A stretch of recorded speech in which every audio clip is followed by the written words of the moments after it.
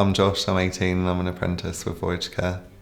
Voyage Care have sort of a diverse range of supported living and residential care facilities for people with autistic spectrum disorders and learning difficulties, a range of things. I work with people with severe and profound autism, so they're right at the top end of the autistic spectrum. I've only been here 5 months. It's a lot of getting to know them and what they like, because they're in such set routines that even a new face is quite sort of daunting to them. So it's been really interesting to just come in and be able to observe, and then when I felt ready, they allow me to get involved with the personal care and things like that. In a typical day, I would do personal care, which is bathing, all that sort of thing, get ready for the day. And then a lot of the people we support here don't enjoy going out into public, so we focus a lot on in-house activities and how we can make it interesting for them. So we do things like sensory sessions in our sensory room, and I'll set up musical equipment and toys and things like that, and try and engage with particularly the non-verbal people we support. It's nice to give them that sort of outlet that they don't have through conversation.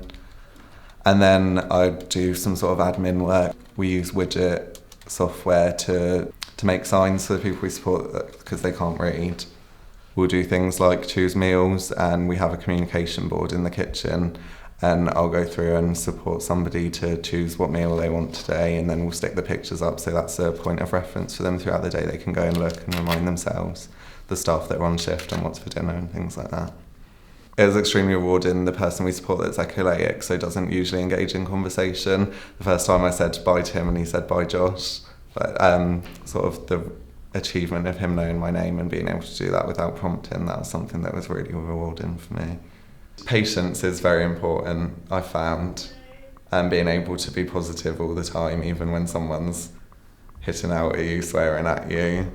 Just keeping a smile on your face, staying upbeat often is the best way to just stop a behaviour that's happening.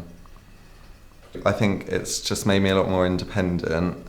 Going through school and college, obviously was relying on parents and things like that, but now I feel like an adult from working here. It's really sort of made me feel more experienced and made me feel like I could go for other job interviews in the future and know what I'm talking about. I think people consider apprenticeships to be for as soon as you leave school, usually, so my friends were a bit surprised that you could actually do an apprenticeship when you're 18 and you've done your A-levels.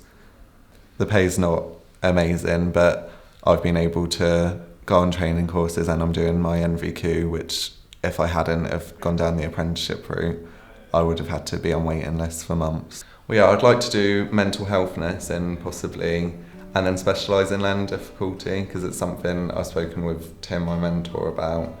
It's like a rare field to go into, and it's something that I'm really interested in, so I can see myself doing that. And I'd also like to work in a hospital or a secure unit, maybe branch out of the house environment and go into a more sort of challenging, bigger place to work. Out of my apprenticeship, I'd like to just get experience. I'm actually now thinking about moving on to doing a nursing degree, which is something I'd never considered before, and I'm a lot more likely to be considered at a better university for having the experience working with vulnerable people already. So that's the main thing that I'm trying to get out of it, is an experience.